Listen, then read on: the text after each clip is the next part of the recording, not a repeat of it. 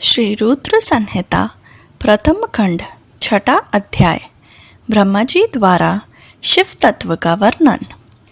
ब्रह्मा जी ने कहा, हे नारद, तुम सदैव जगत के उपकार में लगे रहते हो।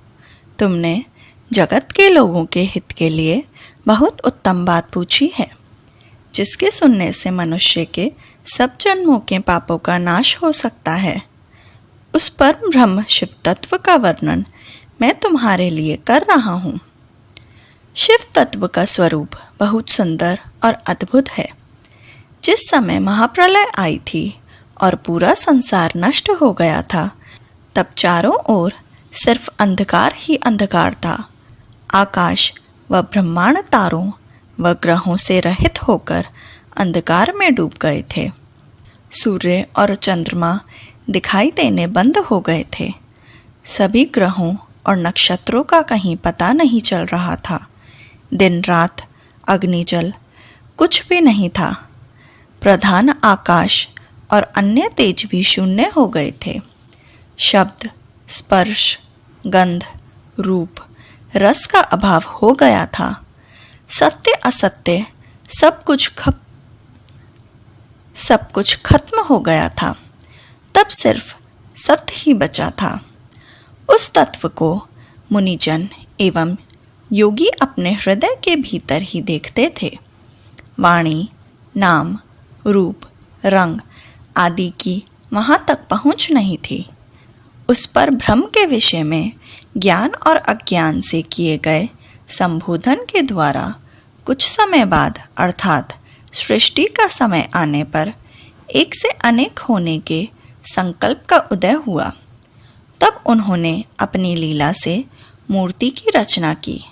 वह मूर्ति संपूर्ण ऐश्वर्य तथा गुणों से युक्त, संपन्न, सर्वज्ञानमयी एवं सब कुछ प्रदान करने वाली है। यही सदाशिव की मूर्ति है। सभी पंडित विद्वान इसी प्राचीन मूर्ति को ईश्वर कहते हैं। उसने अपने शरीर से स्वच्छ शरीर वाली एवं स्वरूपभूता शक्ति की रचना की। वही परम शक्ति प्रकृति गुणमयी और बुद्धि तत्व की जननी कहलाई। उसे शक्ति, अंबिका, प्रकृति, संपूर्ण लोकों की जननी, त्रिदेवी की माया, नित्या और मूल कारण भी कहते हैं। उनकी 8 भुजाओं एवं मुख की शोभा विचित्र है। उनके मुख के सामने चंद्रमा की कांति भी क्षीण हो जाती है। विभिन्न प्रकार के आभूषण एवं गतियाँ देवी की शोभा बढ़ाती हैं। वे अनेक प्रकार के अस्त्र शस्त्र धारण किए हुए हैं। सदाशिव को ही सब मनुष्य परम पुरुष, ईश्वर, शिव शंभु और महेश्वर कहकर पुकारते हैं। उनके मस्तक पर गंगा, भाल में चंद्रमा और मुख में 3 नेत्र शोभा पाते हैं। उनके 5 मुख हैं तथा 10 भुजाओं के स्वामी एवं त्रिशूलधारी हैं। वे अपने शरीर में भस्म लगाए हैं। उन्होंने शिवलोक नामक क्षेत्र का निर्माण किया है। यह परम पावन स्थान काशी नाम से जाना जाता है।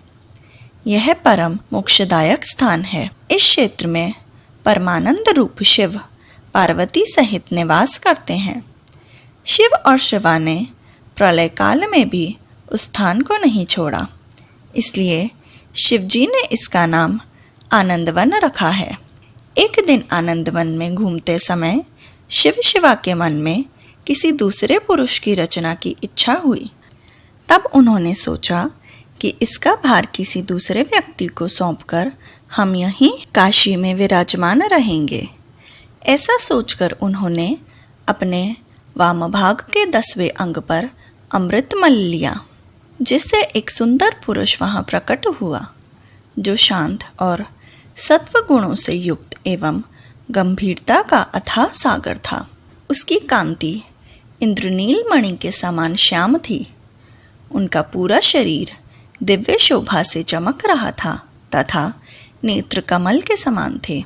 उन्होंने भगवान शिव और शिवा को प्रणाम किया तथा प्रार्थना की कि मेरा नाम निश्चित कीजिए। यह सुनकर भगवान शिव हंसकर बोले कि सर्वत्र व्यापक होने से तुम्हारा नाम विष्णु होगा। तुम भक्तों को सुख देने वाले होगे।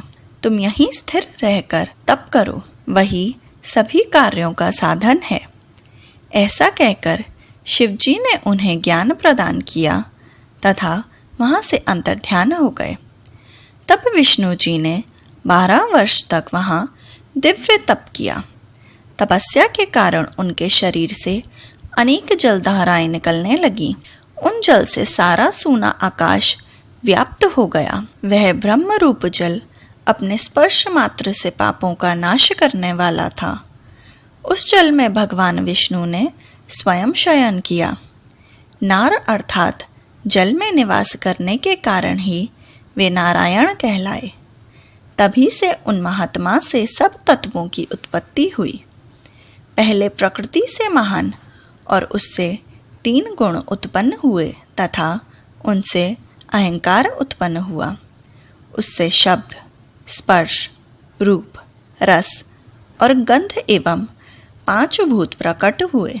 उनसे ज्ञानेंद्रियां एवं कर्मेंद्रियां बनी। उस समय एकाकार 24 तत्व प्रकृति से प्रकट हुए एवं उनको ग्रहण करके परम पुरुष नारायण जल में सो गए।